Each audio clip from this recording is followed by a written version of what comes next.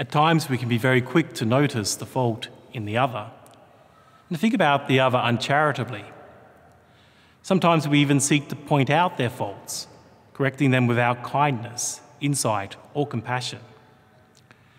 Jesus' response to such a tendency is characteristically blunt, but also a little humorous. Before you seek to pull out the splinter in the other's eyes, first remove the log from your own. The scriptures this weekend touch upon the intractable problem of sin. We see it easily enough in others, and at times can be quite critical.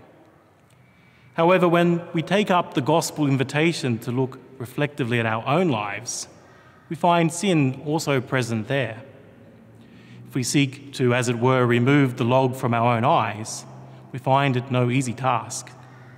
Grasping for life in its fullness, we encounter the inevitability of death and are inclined to seek life in all the wrong places.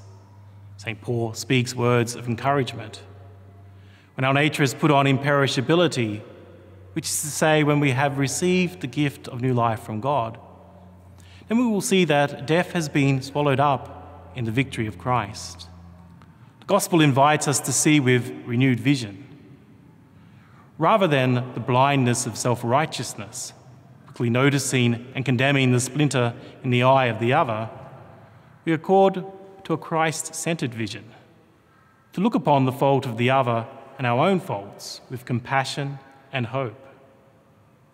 Here's how we can turn a lack of charity into an act of charity. When we notice a fault in our brother and sister, then instead of criticising, pray silently on their behalf. Pray with humility, recognising the common need we all have for the merciful help of God.